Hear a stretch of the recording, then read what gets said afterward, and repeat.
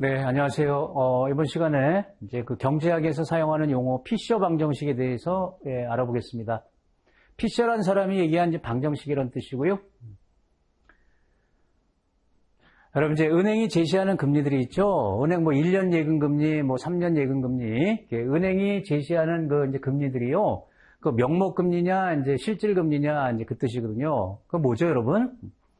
또 이제 그 물가 상승률이 굉장히 이제 높아올 수가 있잖아요. 물가가 많이 올라가는 거 안 좋잖아요. 그러니까 예상보다 뭐 예상을 하면 괜찮은데 예상보다 물가 상승률이 높으면 차입자한테 유리하냐, 저축자한테 유리하냐. 차입자는 돈을 빌려서 나중에 갚아야 되는 거고 저축자는 빌려주고 나중에 되돌려 받는 거죠.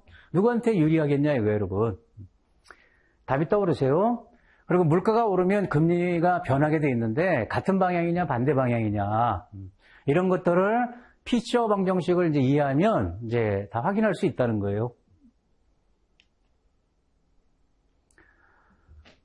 피셔 방정식이 뭐냐면 이자율이 결정되는 이제 원리를 설명하는 이제 하나의 관계식이다. 조금 이따 보도록 하고요. 그래서 이제 이 이론에 따르면 명목 이자율은 실질 이자율에다가 기대 물가 상승률을 합한 값으로 결정된다.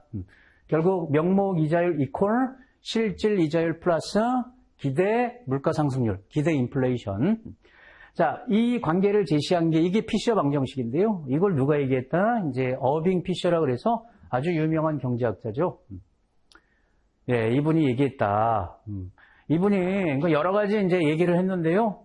이제 핵심이 이거죠. 여기 이제 이자율. 이자율은 어떻게 결정되는 거냐? 또 무슨 역할을 하는 거냐? 이제 거기에 대한 이전에는 생각 못한 이제 획기적인 답을 제시했다.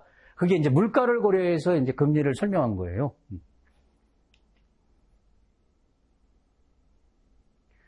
여러분, 이자란 말은 많이 쓰잖아요. 자기 이름만큼 익숙한 게 이자 아닙니까? 이자? 그래서 뭐 이자는 내가 돈을 빌릴 때 그 돈에 대해서 빌린 돈 잘 썼다 그러고 나중에 갚는 돌려주는 금액 원금 이상으로 주는 거 그게 이제 이자인데 그 피셔는 이자를 이렇게 봤다는 거예요, 여러분. 자, 우리가 이제 그 저축을 한번 떠올려봐요. 저축한다는 건 뭐예요? 지금 쓰지 않고 현재 소비를 포기하고 미래에 소비하겠다는 거 아닙니까? 그렇죠. 그러면 현재 소비를 지금 포기한단 말이에요. 그럼 뭔가 대가가 있어야 된다. 그 대가를 약속하지 않으면 저축을 안 할 것이다. 대가를 주지 않으면. 그래서 이게 핵심이죠. 피셔란 사람은 이자를 이렇게 봤다는 거예요. 현재 소비를 포기한 것에 대한 대가. 현재 소비를 포기하고 미래에 소비하겠다. 그 대가를 이자로 봤다는 겁니다. 그리고 이제 이자율 자체가 몇 %냐, 그 자체가 이자의 크기인데, 그걸 갖다가 화폐의 시간 가치다, 이렇게 이제 정의를 내렸다는 겁니다. 그 퍼센트를. 현재 소비의 대가, 현재 소비를 포기한 것에 대한 대가, 이게 이자다라고 주장한 게 피셔라는 거예요.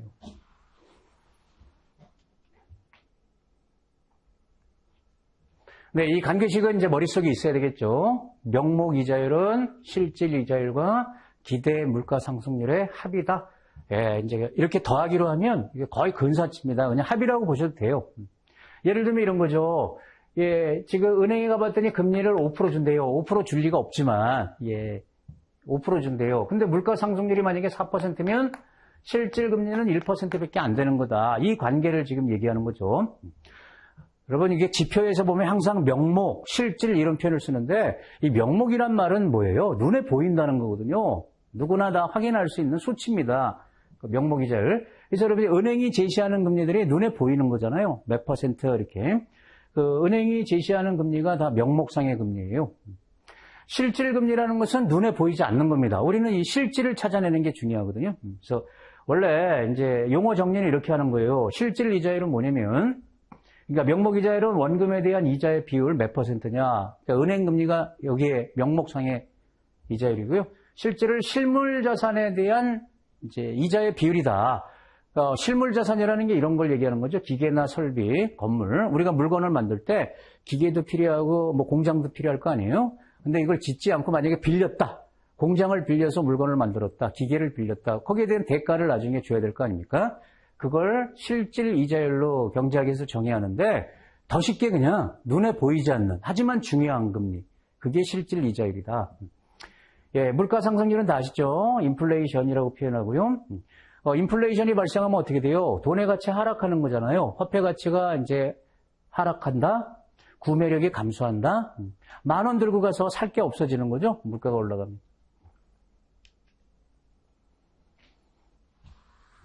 자, 그래서 이제 피셔가 주장한 걸 좀 보겠습니다. 피셔는 이 관계를 제시했단 말이에요. 이 관계, 이 두 개의 합으로 명목상의 금리가 결정되는 거다.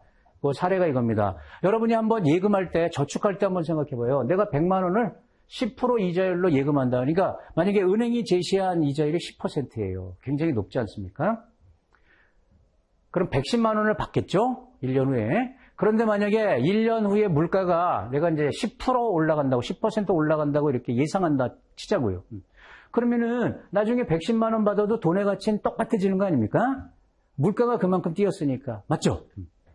그러면 사람들이 예금한다, 안 한다? 안 한다는 겁니다. 물가가 똑같이 올라가면 지금 100만 원이나 1년 후에 110만 원이나 그 가치가 같기 때문에 그래서 어떻게 해야 된다?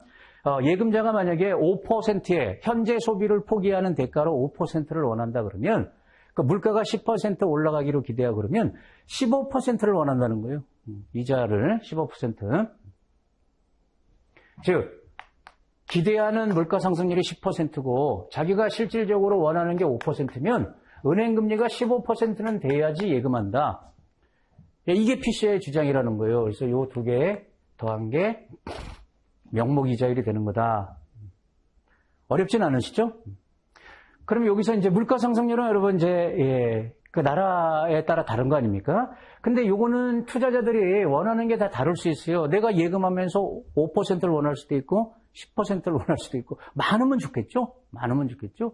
그래서 이걸 일반적으로입니다. 항상은 아니고 요 원하는 거를 뭘로 대체해서 보는 경향이 있냐면 그 나라의 경제 성장률이에요. 그러니까 내 돈이 우리나라가 경제가 성장했다. 그럼 그만큼 내 소득도 증가할 필요가 있다. 예, 이제 그 정도를 바란다라고 이제 많이 봅니다. 그럼 경제 성장률과 물가 상승률의 한 만큼 예금 금리가 제시가 돼야 이제 저축을 하는 건데요. 아시다시피 지금 이 두 개 합이 굉장히 이 합보다 실제 은행 금리가 낮아요. 이게 일치되는 게 아니라 굉장히 낮단 말이에요. 그러니까 저축을 안 하는 거죠. 위험을 알면서도 투자를 하는 거죠. 투자. 돈을 불리려고.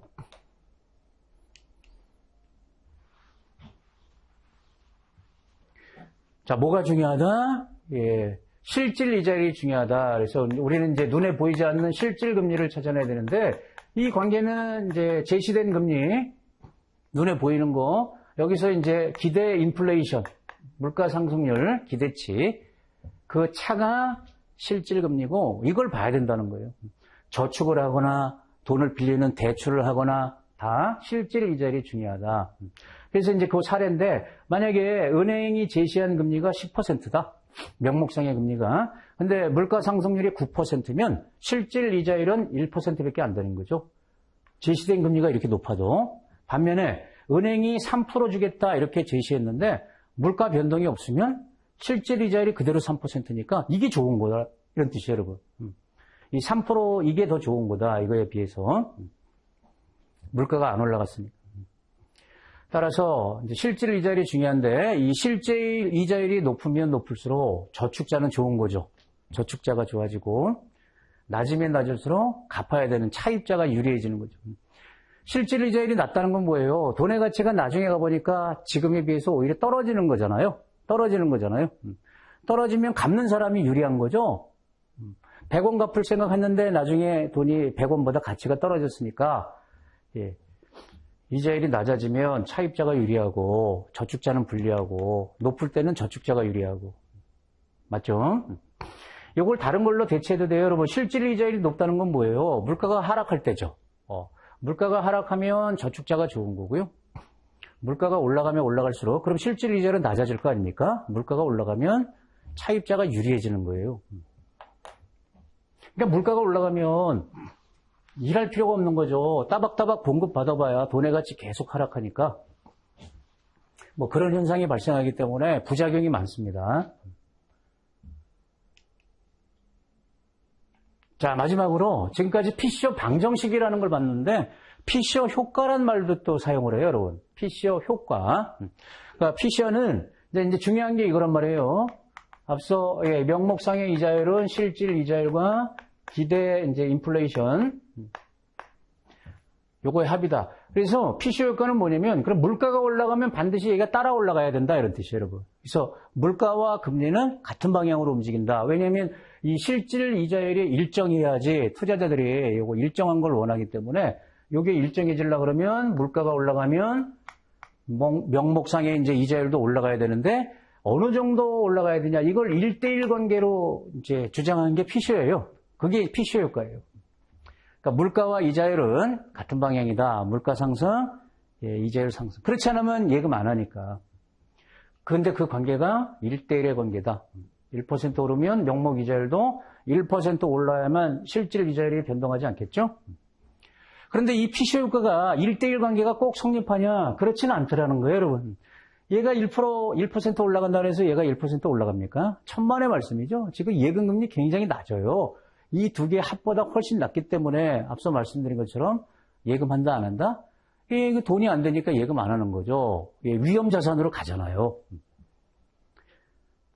이거는 성립 안 할 수도 있고요. 반면에 피셔 방정식 이거는 이제 성립하는 거예요. 이 관계는 이제 받아들이는 거고 이게 1대1이라는 것만 이제 좀 다를 수 있다는 거죠.